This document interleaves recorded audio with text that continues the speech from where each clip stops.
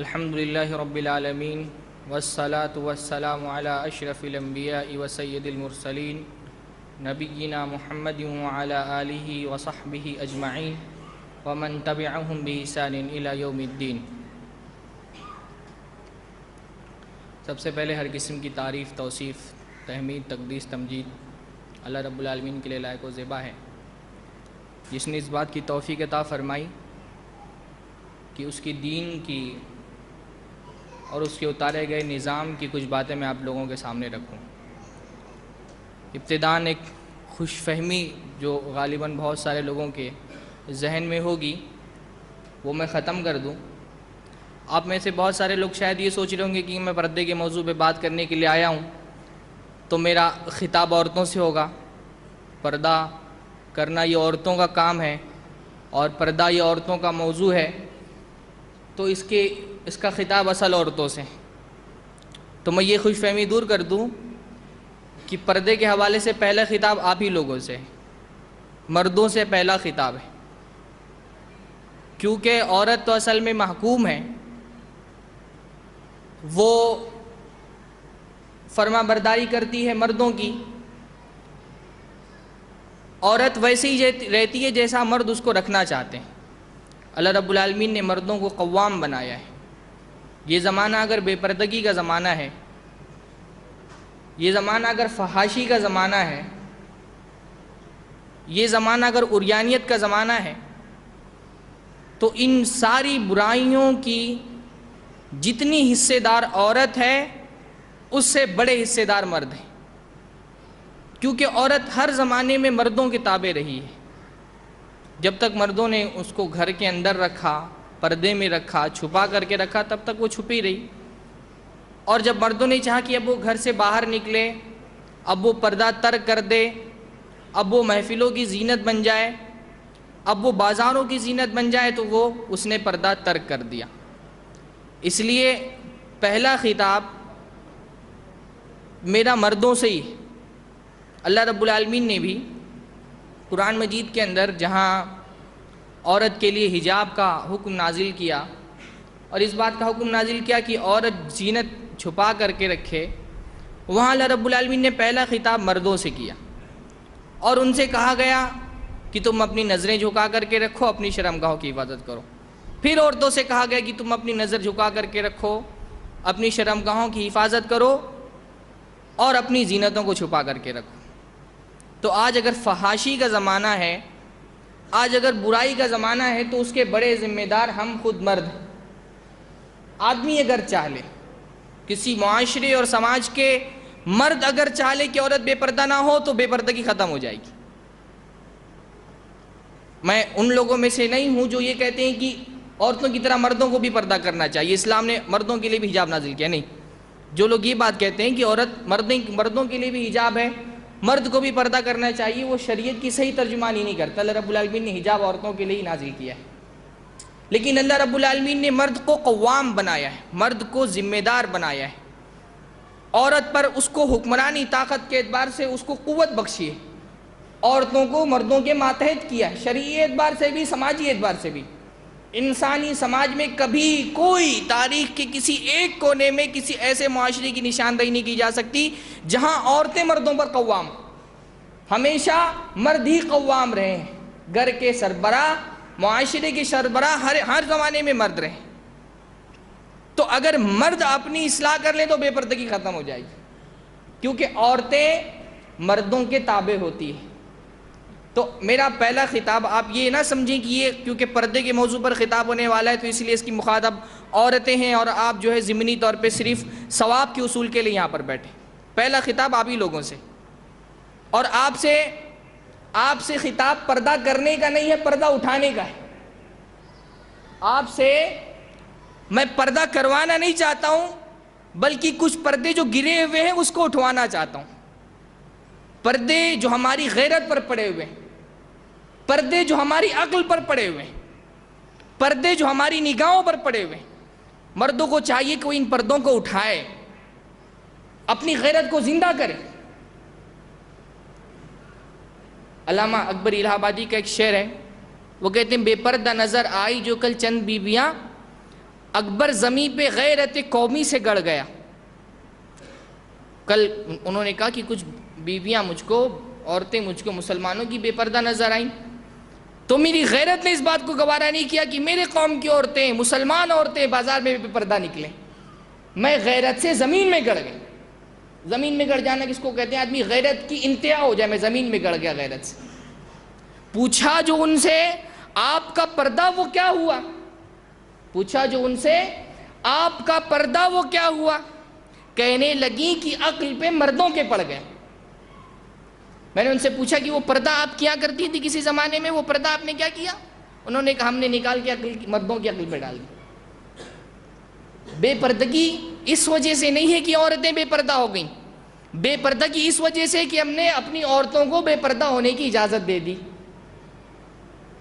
ہم نے اپنی غیرت کو ختم کر دیا. غیرت جو ایک مرد کی مردانگی ہے، وہ نہ ہو تو آدمی، جس کے آدمی کے اندر غیرت نہ ہو اس کو شریعت میں کیا کہا جاتا ہے؟ دیوس. اور معاف کیجئے گا کہ مجھ کو اس کا کوئی مناسب ترین اردو ترجمہ نہیں معلوم ہے کیا ہوتا ہے. تو میرے خیال سے آپ سمجھ سکتے ہوں گے، بڑا مشہور لفظ ہے ہمارے یہاں پہ بھی، دیوس. ایسا آدمی جس کے دل میں غیرت نہ ہو، غیرت ختم ہو گئی ہو، اس کی آنکھوں کا پانی مر چکا ہو، اس کی بہن، اس کی ماں، اس کی بیوی وہ بے پردہ باہر نکلے، لوگ ان کے حسن سے، اس کے جمال سے اپنی نظریں سے کہ اس کے حسن و جمال کے چرچے ہوں معاشرے کے اندر، اور آدمی کو شرم نہ آئے، آدمی کو حیا نہ آئے. اس کی بہنیں، اس کی بیٹیاں، ان کا حسن و جمال لوگوں میں بحث کا موضوع بنے اور آدمی کو کوئی فرق نہ پڑے.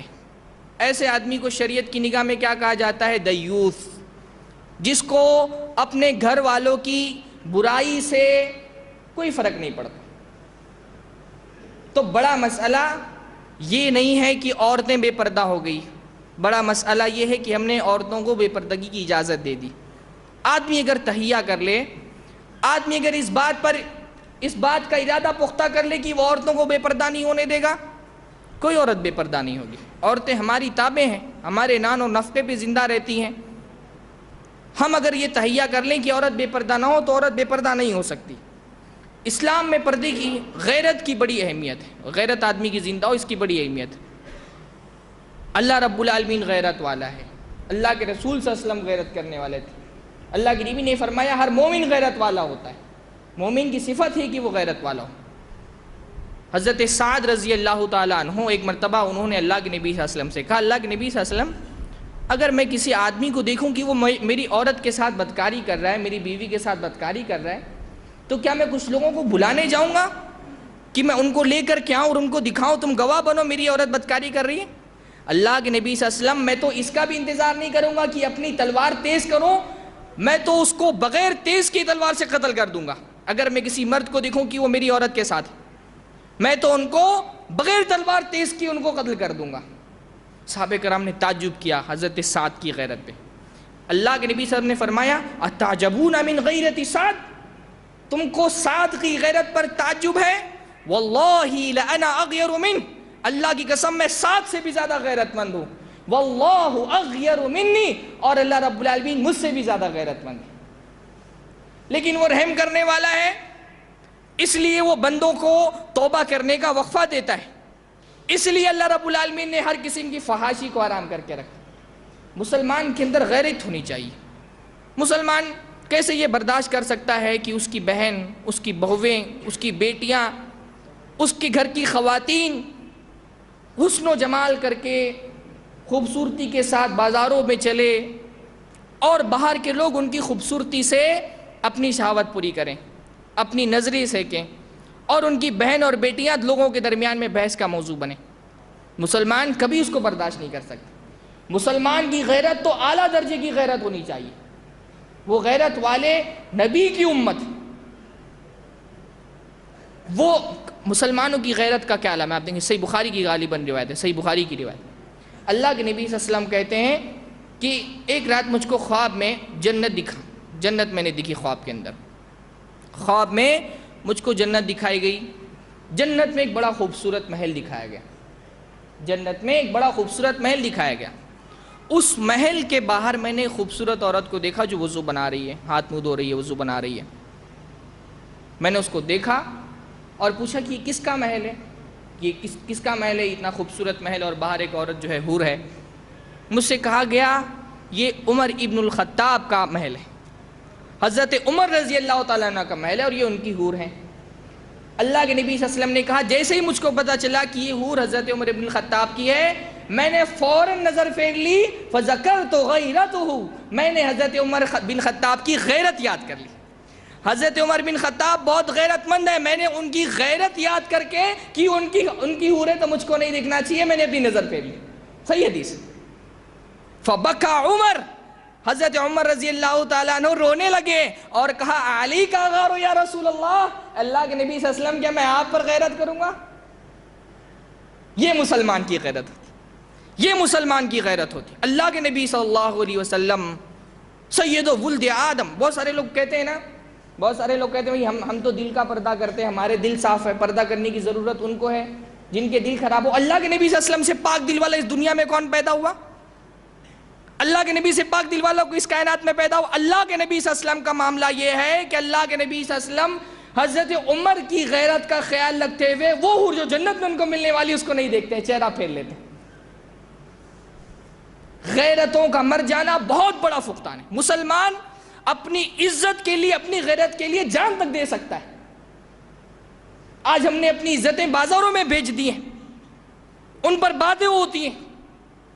اللہ رب العالمین کی پناہ ایسے ایسے مسئلے مسلمان معاشروں کے اندر آتے ہیں، اللہ کی پناہ مسلمان عورتیں کتنے سارے کافروں کے ساتھ بھاگ جاتی ہیں، کافر مردوں کے ساتھ. یہ ہماری تربیت کی خامی ہے. پردہ تو دور کی بات، کم سے کم مسلمان عورت کے اندر توحید کم از کم اتنی نہیں بٹھا سکے کہ وہ کسی کافر سے جو نفرت ہونی چاہیے وہ نفرت. مسلمان قتل ہو سکتا ہے اپنی عزت کے. اللہ نے فرمایا من قتل دون عرضه فهو شہید، جو آدمی اپنی عزت بچانے کے لیے قتل ہو جائے وہ بھی شہیدوں میں شمار ہوگا، اس کا شمار بھی اللہ کے شہیدوں میں ہوگا. مسلمان کو اپنی عزت اتنی پیاری ہوتی، مسلمان کو اپنی غیرت اتنی پیاری ہوتی ہے. مسلمان ایک غیرت مند قوم ہے اور پردہ اس غیرت کا اعلیٰ ترین مظہر ہے.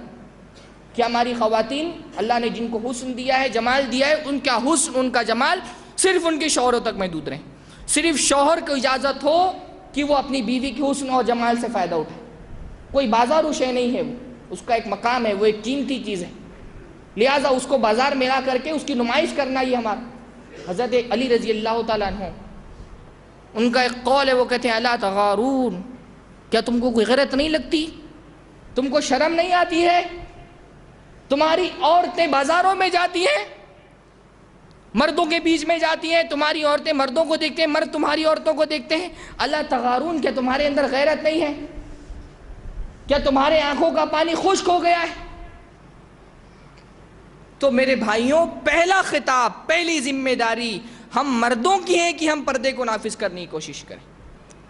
اللہ رب العالمین نے پہلے مردوں کو حکم دیا قرآن مجید کے اندر، قل للمؤمنین یغضوا من ابصارہم. اللہ کے نبی صلی اللہ علیہ وسلم مومنوں سے کہیے اپنی نگاہیں نیچی کر کے رکھیں، اپنے شرمگاہوں کی حفاظت کریں. اس کے بعد مومنات سے خطاب کیا. تو یہ عقل پر جو پردہ پڑا ہوا ہے اس کو اٹھانے کی ضرورت ہے. یہ عقل پر، یہ غیرتوں کا جو فقدان ہے اس کو ختم کرنے کی ضرورت ہے. کوئی مسلمان اتنا بے غیرت نہیں ہو سکتا ہے کہ اس کی عورت، اس کے گھر کی عورتیں ان کے حسن و جمال سے دوسرے فائدہ پہنچے. ایسے لوگوں کو دیوس کہا ہے شریعت نے. اور اللہ کے نبی صلی اللہ علیہ وسلم نے فرمایا کہ تین لوگ ایسے ہیں جن کو اللہ رب العالمین قیامت کے دن جن کی طرف نظر کرم اٹھا کر کے نہیں دیکھے گا. اللہ رب العالمین کی رحمت ان پر نہیں ہوگی، اللہ رب العالمین ان کی طرف دیکھے گا بھی نہیں. ان میں سے ایک آدمی وہ ہے جو دیوس، اس کو بے غیرت آدمی ہے اور اس کو اپنے گھر والوں کی بے حیائی، اپنے گھر کی عورتوں کی بے حیائی اور فحاشی سے کوئی فرق نہیں پڑتا ہے. تو یہ ضروری یہ ہے. دیکھیے آپ صحابہ کرام میں سے غیرت کا معاملہ آپ دیکھیں. حضرت اسما رضی اللہ تعالیٰ عنہ، وہ حضرت زبیر رضی اللہ تعالیٰ عنہ کی بیوی اور اللہ کے نبی صلی اللہ علیہ وسلم کی سالی حضرت عائشہ کی جو ہے بہن اسما بنت ابی بکر، وہ ایک مرتبہ سر پر گٹھری اٹھائے ہوئے، وہ بڑا تفصیلی واقعہ صحیح بخاری میں ہے کہ وہ سر پر گٹھری اٹھا کر کے وہ کہیں باہر سے کسی باغیچے سے آ رہی تھیں، اور اللہ کے نبی صلی اللہ علیہ وسلم نے ان کو دیکھا تو اللہ کے نبی صلی اللہ علیہ وسلم نے اپنا اونٹ بٹھا دیا اور حضرت اسماء بنت ابی بکر سے کہا تم وزن اٹھائے ہوئے ہو، تم میرے اونٹ پر بیٹھ جاؤ، اونٹ پر بیٹھ کر کے چلو میرے ساتھ۔ سالی تھیں اور کوئی شرعی قباحت بھی نہیں تھی، اور اونٹ کو بٹھا دیا اور کہا کہ میرے ساتھ چلو، اونٹ پر بیٹھ کر کے وزن سامان تم نے اٹھا کر کے رکھا ہے۔ حضرت اسماء کہتی ہیں کہ میں نے سوار ہونے کا ارادہ کیا، فَذَكَرْتُ الزُّبَيْرَ وَغَيْرَتُهُ، تو میں نے زبیر کو یاد کیا اور ان کی غیرت کو یاد کیا کہ زبیر بڑے غیرت مند ہیں، اور شاید وہ اس بات کو بھی نہ برداشت کریں کہ میں اللہ کے نبی صلی اللہ علیہ وسلم کے ساتھ اونٹنی پر بیٹھی تھی، لہٰذا میں نے بیٹھنے سے انکار کر دیا۔ یہ غیرت ہے، اور کس پر غیرت؟ اللہ کے نبی صلی اللہ علیہ وسلم۔ حضرت اسماء کہتی ہیں کہ میں نے حضرت زبیر کو یاد کیا اور ان کی غیرت کو یاد کیا، اور میں نے ترک کر دیا اونٹنی پر بیٹھے۔ یہ غیرت ہوتی ہے مسلمانوں کی، یہ غیرت ہونی چاہیے ہر مسلمان کے اندر۔ انہی کی بہن حضرت عائشہ رضی اللہ تعالیٰ عنہ، حج کے موقع پر اللہ کے نبی صلی اللہ علیہ وسلم نے حضرت عائشہ کے بھائی کو ان سے کہا کہ تم تمیم تک کے حضرت عائشہ غالب عبد الرحمن ابن ابی بکر، ان سے کہا کہ تم حضرت عائشہ کو اونٹ پر بٹھاؤ، بھائی اونٹ پر بٹھاؤ اور ان کو لے کر کے آؤ تنیم تک کے۔ اب اونٹ پر بٹھا لیا بھائی نے اور اونٹ لے کر کے چلنے لگے، راستے میں کوئی نہیں، اکیلی ہیں۔ حضرت عائشہ رضی اللہ تعالیٰ عنہ کہتی ہیں کہ میں جب اونٹ پر سوار تھی اور کبھی کبھی میں دیکھنے کے لیے کوئی چیز، اپنا جو جلباب جو پردہ تھا جو میں نے چہرے پہ ڈال کے رکھا تھا اس کو میں کبھی کبھی ہٹا لیتی، کوئی آجو باجو موجود نہیں ہوتا تھا، تو میں وہ جلباب جو میرے چہرے پہ پڑا ہوتا تھا میں اس کو ہٹا لیتی کبھی کوئی چیز دیکھنے کے لیے، تو عبد الرحمن ابن ابی بکر جو ہاتھ میں ایک چھڑی لیے ہوتے تھے اونٹ کو مارنے کے لیے، جیسے ہی میں پردہ ہٹاتی وہ مجھ کو مار دیتے، میرے پیر پہ مار دیتے، کوئی ساتھ میں نہیں ہوتا، لیکن جیسے ہی میں چہرہ کھولتی میرے پیر پہ مار دیتے۔ صحیح روایت۔ میں ان سے کہتی کہ تم کو کہیں کوئی آدمی دکھائی دے رہا ہے؟ تم کو کوئی آدمی دکھائی دے رہا ہے کہ مجھ کو چہرہ نہیں کھولنے دے رہے ہو؟ اللہ کے نبی صلی اللہ علیہ وسلم کی بیوی ہے، اونٹ پر بیٹھی ہوئی ہے، ساتھ میں بھائی ہے ان کا، بھائی کو یہ برداشت نہیں، گرچہ کوئی آدمی نہیں، پھر بھی بھائی کو یہ برداشت نہیں کہ میری بہن راستے میں چہرہ کھول۔ امہات المومنین میں سے ام المومنین ہے، لیکن چہرے سے پردہ ہٹتا ہے تو ہاتھ میں جو سوٹا لیے ہوئے پیر پہ مار دیتے ہیں کہ چہرہ بند کرو، چہرہ بند کر کے چلو۔ یہ غیرت ہونی چاہیے مسلمان کی۔ بڑا مسئلہ یہ کہ ہم نے اپنی غیرتوں کو طاق پر رکھ کے بھلا دیا ہے، تو آج ہماری گھر کی بہنیں بہویں، ہماری قوم کی لڑکیاں، لوگ ان کے حسن کی تعریف کرتے ہیں، کوئی ہماری قوم کی کوئی لڑکی ٹینس کھیل رہی ہے، کوئی بالی ووڈ میں بڑی اداکارہ ہے، اور اس کے حسن کے اور اس کے جلووں پر تعریف کے اخبارات شائع ہو رہے ہیں، نیوز چینل چل رہے ہیں، اور ہماری غیرت ایسی مر چکی کہ ہم کو اس سے کوئی فرق نہیں پڑتا، بلکہ اس سے زیادہ کہ آدمی خوش ہوتا ہے، آدمی اس بات پر خوش ہوتا ہے کہ میری بچی، میرے قوم کی بچی وہ ٹینس کھیلتی ہے اور اس کے ران تک کے کپڑے کھلے ہوئے، سینہ جو ہے اس کا دکھائی دے رہا ہے، اور اس کی تعریف پر تعریف ہوتی ہے، آدمی خوش ہوتا ہے اور اس کو رول ماڈل بنا کر کے پیش کرتا ہے۔ یہ مسلمان عورتوں کے لیے رول ماڈل، یہ عورت، یہ لڑکی، یہ رول ماڈل ہے مسلمان عورتوں کے لیے جو ٹینس کھیلتی ہے۔ ہر مسلمان عورت کو ایسا ہی ہونا چاہیے کہ وہ ٹینس کھیلے اور دوسرے مرد اپنی نظروں کو اس کے حسن سے، اس کے جمال سے سیکے اور اپنی شہوت اور کی پیاس بجھائیں۔ خوش ہوتا ہے مسلمان اس پر، یہ غیرت کا عالم ہے۔ بجائے اس کے کہ غیرت ہو، آدمی خوش ہوتا ہے کہ اس کی مسلمان آدمی کوئی بالی ووڈ میں بڑی جو ہے بڑی ایکٹریس بن گئی، آدمی خوش ہوتا ہے، اس کو رول ماڈل کے طور پہ پیش کرتا ہے۔ یہ ہماری مسلمان خاتون تھیں جو بڑی اداکارہ تھیں اور ان کے بڑے کارنامے ہیں بالی ووڈ کے اندر۔ یہ ہماری غیرت کی انتہا ہے۔ بجائے اس کے کہ غیرت ہو، آدمی خوش ہوتا ہے اپنی لڑکیوں کو، اپنی قوم کی بیٹیوں کو بازار میں لا کر کے ان کے حسن سے لوگوں کی نظریں سکھا کر کے آدمی خوش ہوتا ہے، اور ایسے لوگوں کو رول ماڈل بنا کر کے پیش کیا جاتا ہے ہمارے لیے۔ تو مسئلہ یہ نہیں ہے کہ ہم نے عورتوں نے پردہ چھوڑ دیا، مسئلہ یہ ہے کہ ہم نے اپنی غیرت کو طاق پر رکھ کے بھلا دیا ہے۔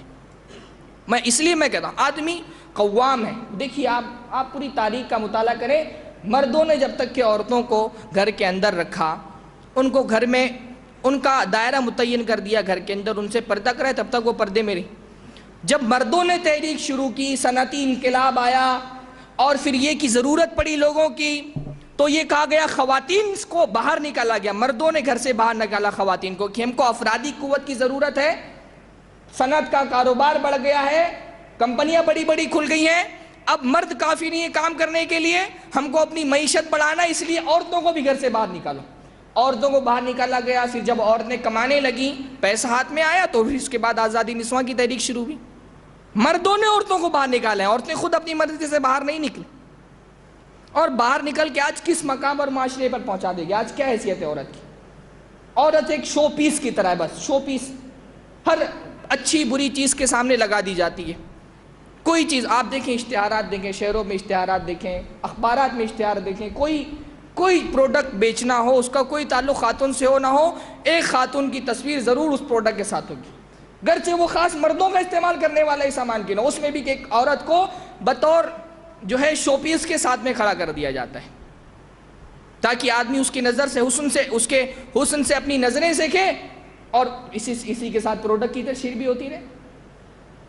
یہ بنا دیا۔ ایک صاحب نے بڑی اچھی مثال دی کہ مغربی معاشرے میں عورت کی حیثیت سگریٹ کی طرح ہے۔ سگریٹ گرچہ حرام ہے، پر مغربی معاشرے میں اس کی حیثیت ایسے ہی ہے۔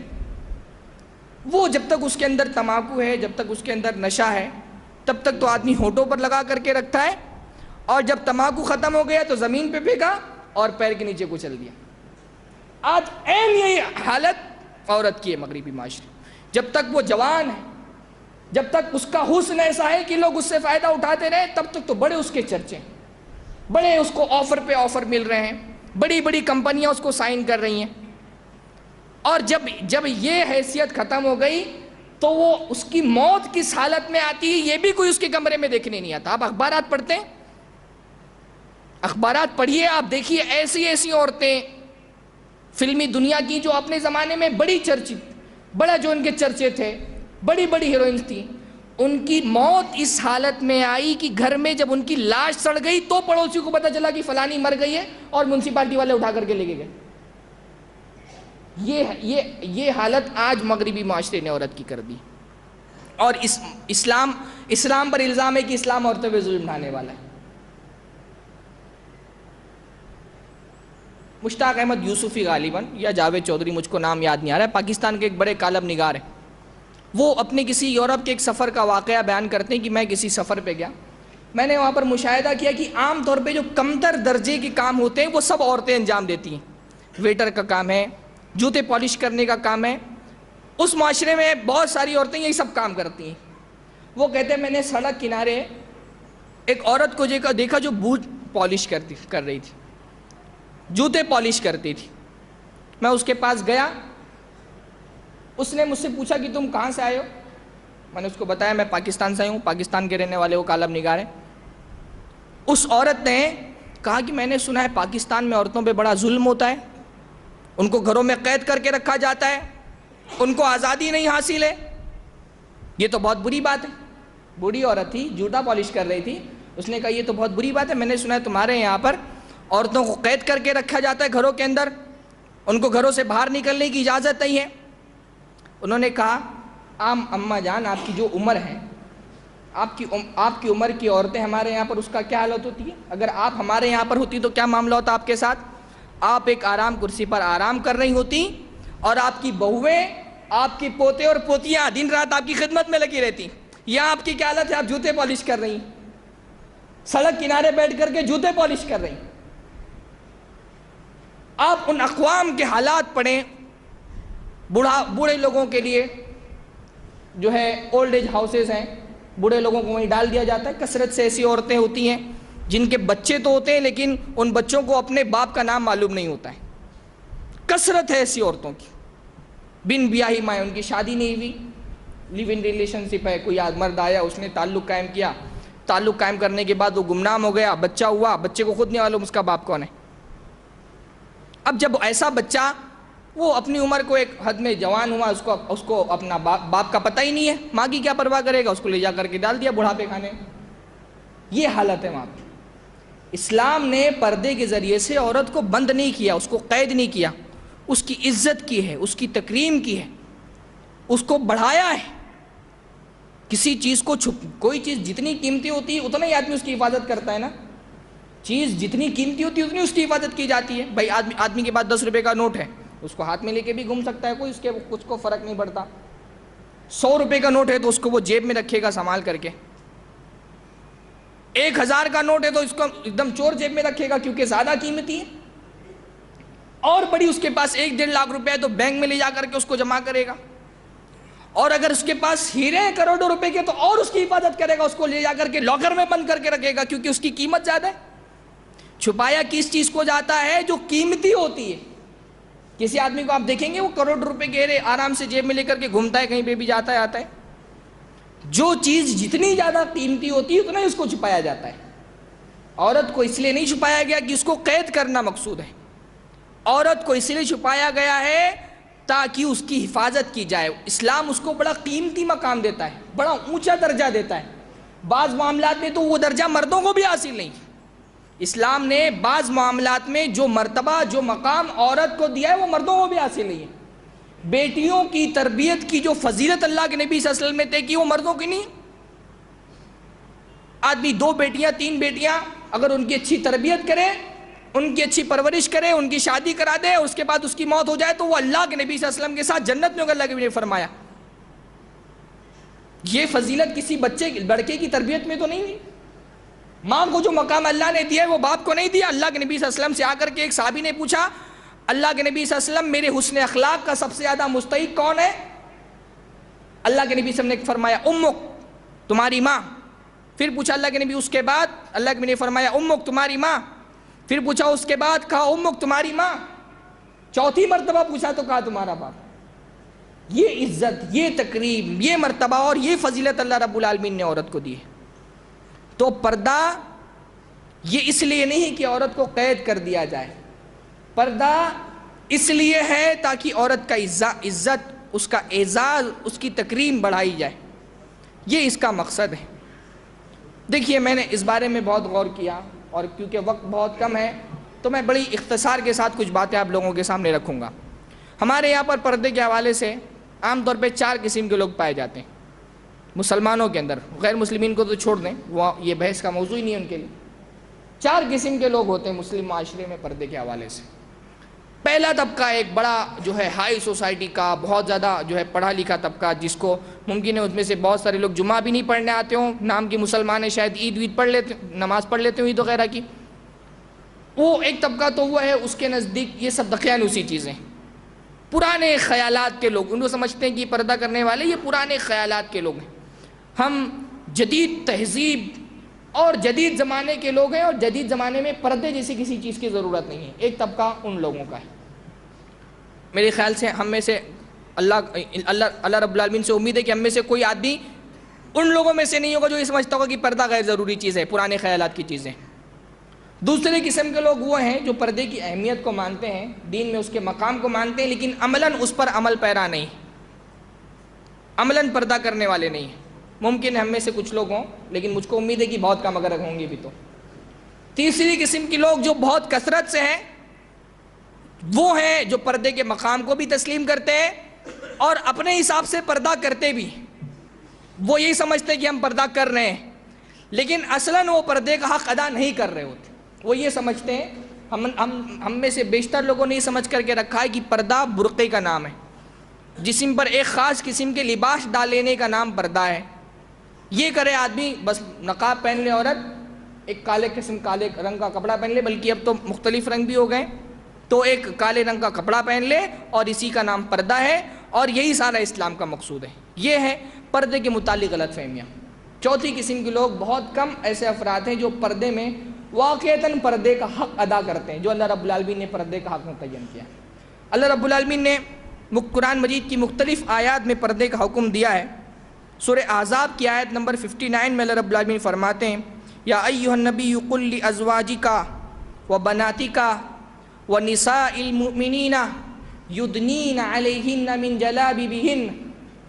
اے اللہ کے نبی صلی اللہ علیہ وسلم آپ کہہ دیجئے لازواجک اپنی بیویوں سے، وبناتک اور اپنی بیٹیوں سے، اپنی بیویوں سے اور اپنی بیٹیوں سے. ایک جملہ مترجہ کے طور پہ ایک بات میں آپ لوگوں کے سامنے رکھوں گا. بعض شیعہ حضرات کی طرف سے یہ اعتراض آتا ہے کہ اللہ کے نبی صلی اللہ علیہ وسلم کی صرف ایک بیٹی تھی حضرت فاطمہ، اور اس کے علاوہ اللہ کے نبی صلی اللہ علیہ وسلم کی کوئی سگی بیٹی نہیں، کیونکہ ان کے حضرت فاطمہ کا بڑا مقام ہے۔ قرآن مجید کی آیت اس عقیدے کی سری تردید کرتی ہے کہ اللہ کے نبی صلی اللہ علیہ وسلم کی ایک سے زائد بیٹیاں تھیں۔ وہ بناتی کا، اپنی بیٹیوں سے کہہ دیں، وہ نساء المومنین، اور مومنوں کی عورتوں سے کہہ دیں، یدنین علیہن من جلابیبہن، کہ وہ اپنی چادروں کو اپنے اوپر لٹکا لیا کریں، اپنی چادروں کو اپنے اوپر لٹکا لیا کریں۔ ذالک ادنی ان یعرفن فلا یؤذین، یہ اس بات سے زیادہ اس بات کا امکان ہے کہ ان کو پہچان لیا جائے گا۔ جب وہ چادریں لٹکا کر کے گھر سے باہر نکلیں گی تو کیا پہچان لیا جائے گا کہ یہ شریف عورتیں، یہ شریف عورتیں۔ عورت جب بے پردہ گھر سے باہر نکلتی ہے، جب حسن و جمال کے ساتھ گھر سے باہر نکلتی ہے، جب میک اپ کر کے باہر نکلتی ہے، تو وہ عملاً لوگوں کو اس بات کی دعوت دے رہی ہوتی کہ میں بہت خوبصورت ہوں، لہٰذا میں آپ سب کے لیے مہیا ہوں۔ بے پردگی کس بات کا اعلان ہوتی ہے؟ عورت، ظاہر سی بات ہے، عورت خوبصورتی کے ساتھ اور پورے میک اپ کے ساتھ اور برہنگی کے ساتھ جب گھر سے باہر نکلتی ہے تو یہ خوبصورتی کس کے لیے، یہ میک اپ کرنا کس کے لیے گھر سے باہر نکلنے سے پہلے؟ ظاہر سی بات ہے وہ ان سارے افراد کے لیے جو ہم کو بازاروں میں اور ہم کو راستوں میں ملنے والے۔ تو بے پردہ عورت جو میک اپ کر کے گھر سے باہر نکلتی ہے وہ عملاً لوگوں کو اس بات کی طرف اکسا رہی ہوتی کہ تم مجھ کو دیکھو اور میرے حسن سے، میرے جمال سے اپنی نظروں کو سیکھو، اپنی خواہشات کو بڑھاؤ، اپنی شہوتوں کو تسکین پہنچاؤ۔ عورت عملاً اس بات کی دعوت دے رہی ہوتی، ورنہ اس کے لیے میک اپ کر کے باہر نکلنے کی اور کیا وجہ ہو سکتی ہے؟ لیکن ایک عورت جب پردے میں، جب نقاب کے اندر، جب برقعے کے اندر گھر سے باہر نکلتی ہے تو اس بات کی علامت ہوتی ہے کہ میں ان عورتوں کی طرح نہیں ہوں جنہوں نے اپنے آپ کو پبلک کے لیے آزاد کر دیا ہے، فری کر دیا ہے کہ تم مجھ کو دیکھو، میں یہ میرا رائٹ ٹو پرائیویسی ہے، میں اپنے حسن کو کی حفاظت کرنے والی ہوں، میرا حسن، میرا جمال صرف میرے شوہر کے لیے، عام نہیں ہے۔ ذالک ادنی ان یعرفن، عورت جب پردہ کر کے باہر نکلے گی لوگ سمجھ جائیں گے کہ شریف عورت ہے، شرط یہ کہ پردے کا جو شرائط ہیں وہ پورے ہوں۔ جب وہ پردہ کر کے باہر نکلے گی ادنی ان یعرفن، تو لوگ سمجھ جائیں گے کہ یہ پردے والی عورت ہے، یہ شریف عورت ہے، یہ شریف خاتون ہے، تو اس کو تکلیف نہیں پہنچائیں گے۔ اور ایک عورت جب پورے حسن و جمال کے ساتھ نخرے دکھاتے ہوئے کسی بازار سے گزرے کی، ظاہر سی بات ہے جو اوباش قسم کے لوگ ہیں، جو کمینہ صفت لوگ ہیں، وہ یہی سمجھے گی کہ یہ سارا میک اپ ہمارے لیے نہیں تو اور کس کے لیے؟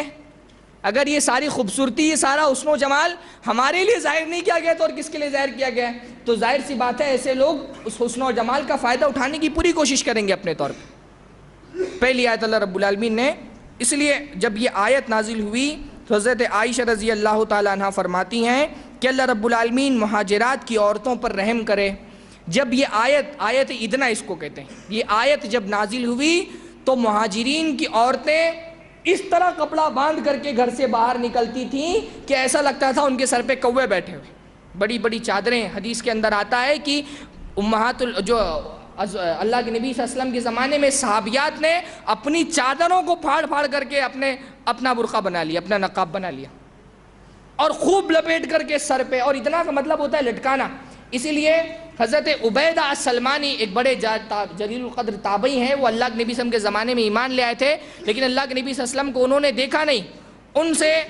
ان سے جب اس آیت کے بارے میں، اس حدیث کے بارے میں، اس آیت کے بارے میں پوچھا گیا کہ یہاں پر ادنا سے مراد کیا ہے، تو ابن سیرین کہتے ہیں سألت عبیدہ السلمانی عن معنی آیت الادنا، میں نے عبیدہ السلمانی سے پوچھا کہ یہ ادنا کا جو حکم ہے اس کا کیا مطلب ہوتا ہے؟ یقول ابن سیرین فقال عبیدہ بصوبہ ہاقذا، تو عبیدہ السلمانی جو کہ تابعی ہیں اور عمر ابن الخطاب کے زمانے میں انہوں نے مدینہ میں اللہ کے نبی صلی اللہ علیہ وسلم کی صحابیات کے طور اور طریقے کو دیکھا ہے، انہوں نے کہا فغطى وجهه بصوبه وابرز صوبه عن احدى عینیہ، ہے کہ انہوں نے عبیدہ سلمانی نے اپنے چہرے کو ڈھانپ لیا اور ایک آنکھ اپنی کھول لی اور کہا یہ ادنا کا مطلب ہے۔ ادنا کا مطلب اپنے چہرے کو ڈھانک لینا ہے۔ یہ کس کی تفسیر ہے؟ یہ میری تفسیر نہیں ہے، یہ اللہ کے نبی صلی اللہ علیہ وسلم کے زمانے میں ایمان لانے والے عبیدہ السلمانی کی، جنہوں نے اللہ کے نبی صلی اللہ علیہ وسلم کو دیکھا تو نہیں مگر ایمان وہ اللہ کے نبی کے زمانے میں لائے، اور عمر ابن الخطاب رضی اللہ تعالیٰ عنہ کے زمانے میں مدینہ میں وارد ہوئی، یہ ان کی تفسیر۔ تو یہ معاملہ ہے اللہ کے نبی صلی اللہ علیہ وسلم کے زمانے میں عام معاملات تھے. اس لیے اللہ کے نبی صلی اللہ علیہ وسلم کی جو حدیث ہے لا تلبس المحرمتا القفازین لا تنتقب المحرمتا ولا تلبس القفازین، اللہ کے نبی صلی اللہ علیہ وسلم نے فرمایا کہ جو احرام والی عورت ہے وہ اپنا نقاب نہیں پہنے گی اور ہاتھوں کے اندر گلوز نہیں پہنے گی. اللہ کے نبی صلی اللہ علیہ وسلم نے فرمایا کہ احرام والی عورت نقاب نہیں پہنے گی اور گلوز نہیں پہنے گی. شیخ الاسلام ابن تیمیہ رحمۃ اللہ علیہ کہتے ہیں یہ حدیث اس بات کی دلیل ہے کہ اللہ کے نبی صلی اللہ علیہ وسلم کے زمانے میں نقاب اور ہاتھوں کا دستانہ یہ رائج تھا، اس لیے منع کیا گیا کہ نہیں پہنے گی. کئی ایک حدیث اس بارے میں ملتی ہیں حضرت حفصہ سے بھی غالباً اور ان کے علاوہ بھی صحابیات سے کہ جب احرام کی حالت ہوتی تھی اس حالت میں بھی صحابیات اپنا چہرہ بند کر لیتی تھی جب کوئی قافلہ ان کے سامنے سے گزرتا تھا. تو کیونکہ وقت کم ہے تو یہ جو ہمارے یہاں ایک نظریہ یہ پایا جاتا ہے کہ چہرے کا پردہ عورت نہ کرے. اللہ کے نبی نے فرمایا المرأۃ عورۃ، عورت جو ہے وہ عورت ہے، خاتون جو ہے وہ پوری کی پوری چھپانے کی چیز ہے، پوری ایسی چیز ہے کہ جس کو چھپایا جائے، اس کو ظاہر نہ کیا جائے، اس میں اس کا سارا جسم شامل. عورت کس کو کہتے ہیں؟ عربی میں عورت کا ایک مطلب ہوتا ہے راز. راز جیسے چھپایا جاتا ہے نا، اللہ کے نبی نے فرمایا کہ تم میں سے کوئی آدمی لا تتبعوا عورات المسلمین، مسلمانوں کے راز کی ٹو میں مت پڑو، جو ان کی چھپی ہوئی باتیں ان کو بلا وجہ ٹو میں تلاش کر کے ظاہر کرنے کی کوشش مت کرو. عورت عربی میں راز کو کہا جاتا ہے. تو جس طرح راز چھپانے والی چیز ہوتی ہے، آدمی اس کو بالکل ظاہر نہیں کرنا چاہتا ہے، اسی طرح عورت پوری کی پوری پردہ ہے، اس کو پورا چھپا کر کے رکھنے والا سامان ہے، اس کو چھپا کر کے رکھو. اسی طرح اللہ کے نبی اللہ رب العالمین نے قرآن مجید کے اندر فرمایا قل للمؤمنات یغضضن من ابصارهن ويحفظن فروجهن ولا يبدين زینتهن. اے اللہ کے نبی صلی اللہ علیہ وسلم آپ مومنہ عورتوں سے کہہ دیں کہ وہ اپنی نگاہوں کو جھکا کر کے رکھیں، اپنی نگاہوں کو نیچا کر کے رکھیں. یہ حکم مردوں کے لیے بھی عورتوں کے لیے بھی ہے. نگاہیں جھکا کر کے رکھو گے. نگاہ سب سے پہلی چیز ہے جو آدمی کو زنا کی طرف لے کے جاتی ہے. پہلے نگاہیں ملتی ہیں، پھر زبانیں بات کرتی ہیں، اس کے بعد معاملات طے ہوتے ہیں. نگاہ سے زنا کی شروعات ہوتی ہے. نگاہ سب سے بڑا دروازہ ہے جو آدمی کو زنا کی طرف لے جاتا ہے. اپنی نگاہوں کو نیچے جھکا کر کے رکھو، نگاہوں کو مت اٹھاؤ، نظروں سے نظریں ملانے سے پرہیز کرو، نگاہیں جھکا کر کے رکھو. اس لیے اللہ کے نے فرمایا کہ نظر فجا، ایسی نظر جو اچانک کی صورت پہ پڑ گئی وہ معاف ہے. یہ نہیں کہ آدمی دیکھے اور دیکھتے رہے اور کہ نہیں پہلی نظر تو معاف ہے تو ایک ہی ٹکی باندھ کر کے دیکھتا رہے. نگاہیں جھکا کر کے رکھو. وَيَحْفَظْنَ فُرُوجَهُنَّ، اپنی شرمگاہوں کی حفاظت کرو. وَلَا يُبْدِينَ زِينَتَهُنَّ، اور اپنی زینت کا اظہار مت کرو، اپنی زینت کو ظاہر مت کرو. ہر وہ چیز جو زینت ہے اس کا اظہار اللہ رب العالمین نے اس سے منع کر دیا. وہ اظہار نقاب پہن کر ہو یا نقاب پہنے بغیر ہو. بعض عورتیں وہ ہوتی ہیں جو نقاب پہنے بغیر زینت کا اظہار کرتی ہیں، بڑا میک اپ لگا کر کے گھر سے باہر نکل گئی، نقاب ہی نہیں پہنتی ہیں. ہمارے یہاں کثرت ان لوگوں کی ہے، ان عورتوں کی ہے جو نقاب پہنتی ہیں اور زینت کا اظہار کرتی ہیں. بلکہ آج کے زمانے میں نقاب خود ایک زینت بن گیا ہے. آج کے زمانے میں نقاب خود ایک زینت ہے. نقاب اتنے خوبصورت ہے کہ بعض مرتبہ ایسی عورت جس کو کوئی آدمی نہیں دیکھے گا وہ نقاب پہن کے اتنی خوبصورت ہو جاتی کہ لوگ ان کو دیکھتے ہیں. عام معاملہ یہ عام معاملہ ہے. آدمی اس کو محسوس کرے، ممکن ہے بولنے والی بات غلط ہو جائے پر یہ عام معاملہ ہے. ایسا نقاب جو اپنے آپ میں عورت کو خوبصورت بنا دیتا ہو وہ بھی حرام ہے، کیونکہ اللہ رب العالمین نے ہر طرح کی زینت کے اظہار سے منع کیا ہے. نقاب اگر اس میں اتنا منقش ہے یا وہ اتنا ٹائٹ ہے کہ جسم کے اعضاء ظاہر ہو رہے ہوں تو وہ خود حرام ہے، اپنے آپ میں حرام ہے. ویسا نقاب پہنا بھی حرام ہے اور وہ پردہ نہیں ہے کوئی. آپ دیکھیں حضرت فاطمہ رضی اللہ تعالیٰ عنہ، انہوں نے ایک مرتبہ حضرت اسماء سے کہا کہ مجھ کو بڑا برا لگتا ہے یہ معاملہ کہ عورت کو مرنے کے بعد چادر اڑا دی جاتی ہے اور وہ چادر کی وجہ سے اس کے جسم کے ابھار ظاہر ہو جاتے ہیں.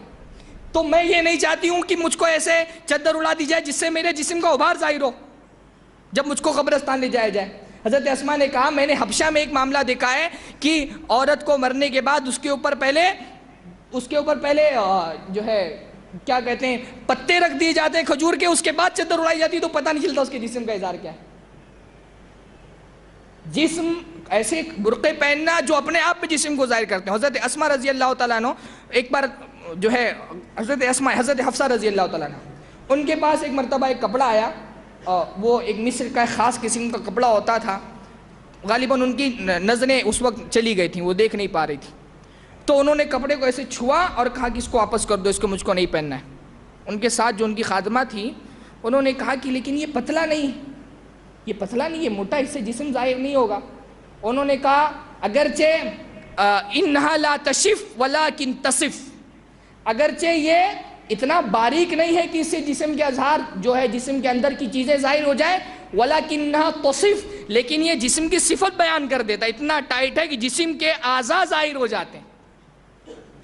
اللہ رب العالمین نے زینت کے اظہار سے بھی منع کیا ہے، تو زینت کا اظہار کیسے بھی ہو، نقاب پہن کر ہو، نقاب پہنے بغیر ہو، دونوں آرام ہے۔ عورت نقاب پہن لے، مان لیجئے چہرہ بھی بند کر لے، اور اس کی آنکھ میں سرمے لگے ہوئے ہیں، آئی لائنر اس نے لگا کر کے رکھی ہے، ایسا نقاب پہنے بھی آرام ہے۔ آنکھ اگر کھلی رکھنے کی اجازت ہے وہ اس صورت میں کہ آنکھ میں کسی طرح کی زینت نہ لگی ہوئی، ورنہ یہ اور بڑا فتنہ ہے۔ ہم کو تو ایسا محسوس ہوتا ہے، یہ ایک سماجی نظریہ میں پیش کر رہا ہوں، کہ ہم کو ایسا محسوس ہوتا ہے کہ یہ اور بڑا فتنہ ہے کہ کوئی عورت نقاب پہنے اور اس کی آنکھوں میں جو ہے مختلف قسم کے کاسمیٹکس لگے ہوئے ہوں اور وہ اور خوبصورت ہو جائے، کیونکہ عام طور پہ کسی عورت کو دیکھنے کے لیے اس کا پورا چہرہ خوبصورت ہونا ضروری ہے، تب آدمی اس کو غور سے دیکھے گا، اور جب عورت نقاب پہن لیتی ہے تو صرف اس کی آنکھ خوبصورت ہو تو لوگ اس کو دیکھنا شروع کر دیتے ہیں، گرچہ اس کا پورا چہرہ خوبصورت نہ ہو۔ ہے کہ نہیں معاملہ یہ؟ نقاب والی عورت کو دیکھنے کے لیے بس یہ کافی اس کی آنکھ خوبصورت ہو، وہ آنکھوں کو خوب جو ہے اس نے سجا کر کے رکھا ہے اور نقاب پہن کر کے رکھا ہے، آنکھیں دکھائی دے رہی ہیں، اس کا چہرہ خوبصورت نہیں ہوگا تو بھی لوگ اس کو دیکھیں گے کیونکہ اس کی آنکھ خوبصورت ہے، چہرے سے تو لوگ واقف نہیں۔ اس لیے کیونکہ بہت تفصیل میں نہیں جا سکتے ہیں، زینت کسی بھی طرح سے، وہ نقاب کے اوپر آپ نے اب تو مسئلہ ایسا ہو گیا کہ آپ مارکیٹ میں جائیں ڈھونڈ کر کے تھک جائیں، آپ کو کوئی ایک نقاب ایسا نہیں ملے گا سادہ ہو جس کے بارے میں یہ کہا جا سکے کہ یہ شرعی نقاب ہے۔ الحمدللہ کچھ زمانے سے دیکھنے میں آ رہا ہے مسلمانوں معاشرے میں کہ ایسے نقاب ملنے لگے، ورنہ آپ مارکیٹ ڈھونڈیے پریشان ہو جائیے، آپ کو مشکل سے ایسا نقاب ملے گا جس کے بارے میں یہ کہا جا سکے ہاں یہ اسلامی نقاب ہے، یہ ان سارے حقوق کو ادا کرتا ہے جو پردے نے ہم پہ طے کیے۔ یہ بڑا مسئلہ ہے کہ ہمارے یہاں نقاب خود ایک فیشن بن کر کے رہ گیا، اور کثرت مسلمانوں میں ایسی عورتوں کی جو نقاب پہنتی ہیں لیکن اس کے باوجود وہ نقاب پہننے والی نہیں ہوتی ہیں، وہ پردہ کرنے والی نہیں ہوتی ہیں، بلکہ عورت اور خوب۔ میں کسی زمانے میں ہم نے شگوفہ میں ایک مزاحیہ نظم بہت لمبی پڑھی، اس میں شاعر نے جو ہے ذکر کیا، اگرچہ یہ بات غلط ہے لیکن جو اس سے پیغام اس نے دیا اور جو طنز کیا ہے وہ بالکل حقیقی۔ بات غلط ہے جو اس نے کہی، کام غلط ہے جو اس نے کیا، ممکن ہے نہ کیا، اس نے صرف بیان کیا، لیکن جو طنز اس نے برقعے پہ کیا وہ بالکل صحیح۔ وہ شاعر نے بیان کیا لمبی نظم کے اندر، حیدرآباد سے شگوفہ ایک مزاحیہ مضمون جو ہے شمارہ نکلتا ہے مجلہ، اس نے کہا کہ میں نے ایک عورت کو بازار میں دیکھا اور بڑی خوبصورت تھی، نقاب پہنے ہوئی تھی، اور میں اس کے پیچھے بہت دور تک چلتا گیا، اور بہت دور تک چلنے کے بعد جب اس عورت کو احساس ہوا کہ میں اس کا پیچھا کر رہا ہوں تو اس نے مڑ کر کے اپنا نقاب اٹھایا۔ وہ کہتا ہے رخ سے اٹھا نقاب تو واللہ ڈر گئے، ایسے ڈرے کہ خوف سے بے ہوش پڑ گئے۔ رخ سے اٹھا نقاب تو واللہ ڈر گئے، ایسے ڈرے کہ خوف سے بے ہوش پڑ گئے۔ دیکھا جو آیا جو ہوش سامنے پیرانہ سال تھی، ہوش آیا تو دیکھا کہ سامنے ایک بوڑھی کھڑی ہوئی تھی، پیرانہ سال تھی، لیکن زباں کے زور میں وہ با کمال تھی۔ بولی کہ چھیڑا کیوں مجھے، کیوں روکے راستے، اپنے ہی واسطے یا پھر ابا کے واسطے۔ بولی کہ چھیڑا کیوں مجھے، کیوں روکے راستے، اپنے ہی واسطے یا پھر ابا کے واسطے۔ اور یہ بہت بڑی حقیقت ہے کہ نقاب اس زمانے میں بجائے اس کے کہ وہ عورت کی زینت کو چھپانے والا سامان ہوتا، زینت کو اور زیادہ بڑھا دینے والا سامان بن گیا۔ تو ہماری مائیں اور بہنیں ان سارے شروط کا، بہت ساری کتابیں حجاب کے موضوع پر موجود ہیں، ان کا مطالعہ کریں اور ان سارے شرائط کا مطالعہ کریں جو حجاب کے لیے واجب قرار دی گئی ہیں، اور پھر اپنے حجاب کو اس میزان پر رکھ کر کے دیکھیں کہ کیا واقعتاً حجاب کے حوالے سے جو اسلام کا مطالبہ ہے اس کو پورا کر رہی ہیں کہ نہیں کر رہی ہیں۔ اللہ رب العالمین سے دعا ہے اللہ رب العالمین ہم سب کو ایک صالح اسلامی معاشرے کی تشکیل کی توفیق عطا فرمائے۔ اللہ رب العالمین ہم سب مردوں کے دلوں میں غیرت عطا فرمائے، کم سے کم مرد عہد کر لیں کہ وہ بے پردگی نہیں ہونے دیں گے، عورتوں کا معاملہ خود بخود سمجھ جائے گا۔ اقول قولی ھذا واستغفر اللہ لی ولکم ولسائر المسلمین واستغفروا انہ هو الغفور الرحیم، وآخر دعوانا الحمد للہ رب العالمین۔